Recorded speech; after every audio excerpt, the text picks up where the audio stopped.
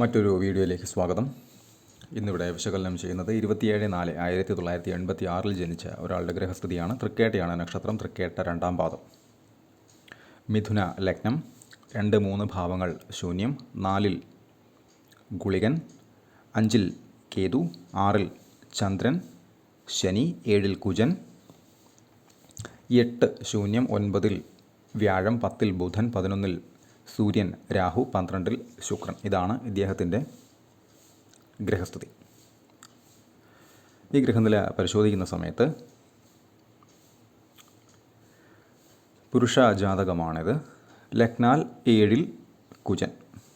പൊതുവേ 7-ലൊക്കെ ആർക്ക് കുജൻ നിന്നാലും വിവാഹ സംബന്ധമായിട്ടുള്ള കാര്യങ്ങൾക്ക് അല്പസ്വല്പം പ്രശ്നാധിഷ്ഠിതമാണ് എന്ന് പറയാറുണ്ട്. എന്നാൽ ഇവിടെ ഇദ്ദേഹത്തിൻ്റെ പാർട്ട്ണറെ എടുത്തിട്ടുള്ളതും ചേരുന്ന ഗ്രഹനില തന്നെ ആയതുകൊണ്ടും ആ വ്യക്തിയും ലഗ്നാൽ 9-ൽ വ്യാഴമായതുകൊണ്ടും പ്രസ്തുത വ്യാഴം 2 പേർക്കും ലഗ്നത്തിലേക്ക് ദൃഷ്ടി ചെയ്യുന്നതുകൊണ്ടും അവർക്കിടയിൽ യാതൊരുവിധ പ്രശ്നങ്ങളോ ബുദ്ധിമുട്ടുകളോ അസ്വാരസ്യങ്ങളോ ഇല്ല. അതേപോലെ തന്നെ ഈ വ്യക്തിക്ക് ഒരല്പം ടെൻഷൻ സ്വഭാവം ഒരല്പം കൂടുതലാണ്. അതിന് പ്രധാനമായിട്ടും 2 കാരണങ്ങളാണ്. ഒന്ന്, ചന്ദ്രൻ നീചനാണ്. 2, ശനി അതിനോടൊത്തുണ്ട്. അതും വർഗോത്തമം ചെയ്ത ശനിയാണ്. മുൻപ് ഒരുപാട് വീഡിയോകളിൽ പറഞ്ഞിട്ടുള്ള ഒരു പോയിൻ്റാണ്. ചന്ദ്രൻ മനസ്സിൻ്റെയും മാതാവിൻ്റെയും കാരക ഗ്രഹമാണ്. ചന്ദ്രനോടൊത്ത് ശനി, അതല്ല എങ്കിൽ കേതു, അതല്ല എങ്കിൽ രാഹു, അതുമല്ല എങ്കിൽ ഗുളികൻ, അല്ലെങ്കിൽ നീചമായിട്ടുള്ള ഗ്രഹങ്ങളുടെ സാന്നിധ്യം ഒക്കെ ഉണ്ടായിക്കഴിഞ്ഞാൽ ചന്ദ്രൻ പൊതുവെ വീക്കാവും. എന്ന് വെച്ചാൽ മനസ്സ് പെട്ടെന്ന് ഡൗൺ ആവും. അതിനനുസരിച്ച് ടെൻഷൻ കൂടും.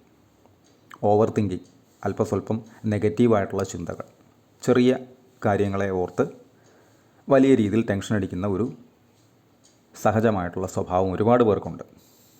അപ്പോൾ ചന്ദ്രനോടൊത്ത് ശനി പോലെയുള്ള അല്ലെങ്കിൽ കേതു, രാഹു, ഗുളികൻ പോലെയുള്ള അവസ്ഥകൾ നിന്ന് കഴിഞ്ഞാൽ അത്തരം അവസ്ഥകൾ ഒരുപാട് പേർക്ക് ഉള്ളത് തന്നെയാണ്. അതിനെ കൃത്യമായി മനസ്സിലാക്കി ഓവർ തിങ്കിങ് സ്റ്റാർട്ട് ചെയ്യുന്ന സമയത്ത് തന്നെ മനസ്സിനെ അവിടെ നിന്നും കൺട്രോൾ ചെയ്ത് ഇത് ഓവർ തിങ്കിങ്ങിലേക്കാണ് പോകുന്നത്, ഇതെനിക്ക് ദോഷമേ ചെയ്യൂ എന്നുള്ളൊരു ധാരണയിൽ ആ മൂഡിനെ മാറ്റാൻ ശ്രമിക്കുക. ഇതാണ് എൻ്റെ ഏറ്റവും സേഫായിട്ടുള്ള പ്രായോഗിക മാർഗമെന്ന് പറയുന്നത്. അതുപോലെ തന്നെ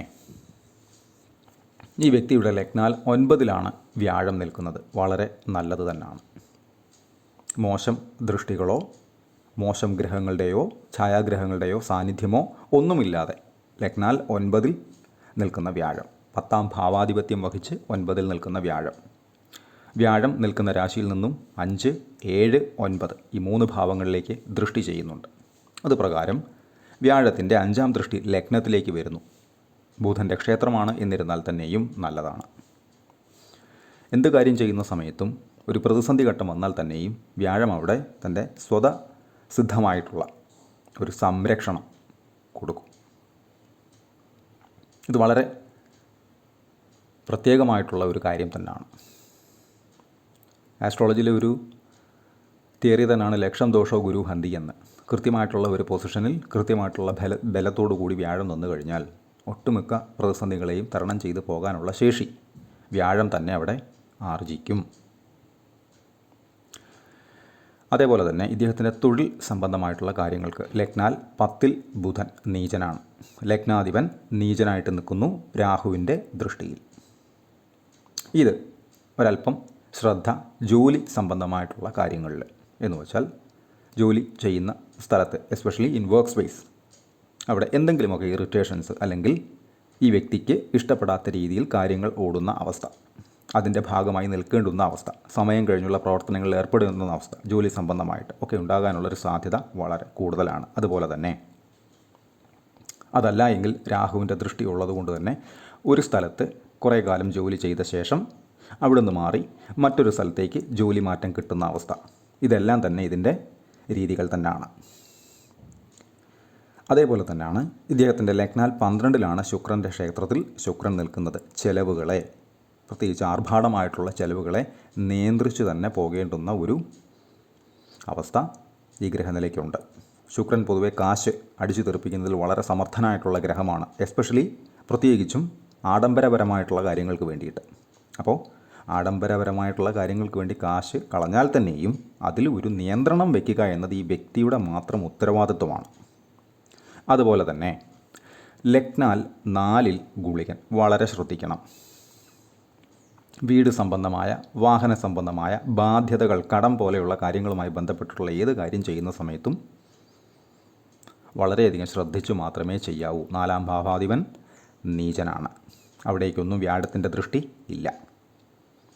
അപ്പോൾ ഈ കാര്യം, അതായത് ബാധ്യതകൾ, കടം, അതല്ല എങ്കിൽ വീട്, വാഹനം പോലെയുള്ള കാര്യങ്ങളൊക്കെ പ്ലാൻ ചെയ്യുന്ന സമയത്ത് ധാരാളമായി അല്ലെങ്കിൽ തന്നേക്കാൾ പറ്റുന്ന രീതിയിൽ കൂടുതൽ കടം വാങ്ങി അല്ലെങ്കിൽ ലോൺ എടുത്ത് ഉള്ള കാര്യങ്ങൾ പ്ലാൻ ചെയ്യുന്നത് വളരെ ശ്രദ്ധയോടെ വേണം ചെയ്യാനായിട്ട്.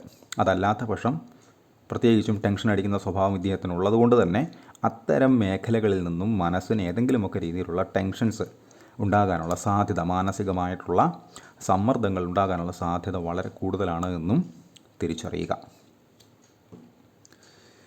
1-2 കാര്യങ്ങൾ കൃത്യമായി ചെയ്തു പോയി കഴിഞ്ഞാൽ, ചെലവ് സംബന്ധമായിട്ടുള്ള കാര്യങ്ങളിൽ, അതുപോലെ തന്നെ ബാധ്യതകൾ സംബന്ധമായിട്ടുള്ള കാര്യങ്ങളിൽ, അതുപോലെ തന്നെ വർക്ക് സ്പേസുമായി ബന്ധപ്പെട്ടിട്ടുള്ള ഒരു ശ്രദ്ധ കൂടുതൽ, ഒരു ജാഗ്രത, ഈ 2-3 കാര്യങ്ങൾ കൃത്യമായി ചെയ്തു പോയി കഴിഞ്ഞാൽ വളരെ നല്ല ഒരു ഗ്രഹനില തന്നെയാണ് ഇതെന്ന് പറയേണ്ടി വരും.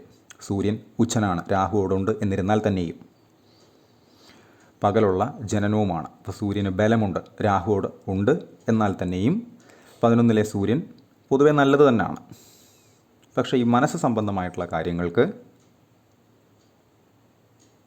കൃത്യമായിട്ടുള്ളൊരു പ്ലാനിങ്ങോട് കൂടി അനാവശ്യമായിട്ടുള്ള ചിന്തകൾ ഒഴിവാക്കി, നെഗറ്റീവായിട്ടുള്ള ഓവർ തിങ്കിങ് ആയിട്ടുള്ള കാര്യങ്ങളെ ഒഴിവാക്കി തന്നെ പോയാൽ മാത്രമാണ് നമ്മൾക്ക് കിട്ടുന്ന നേട്ടങ്ങളെ ആസ്വദിക്കാൻ കഴിയുക.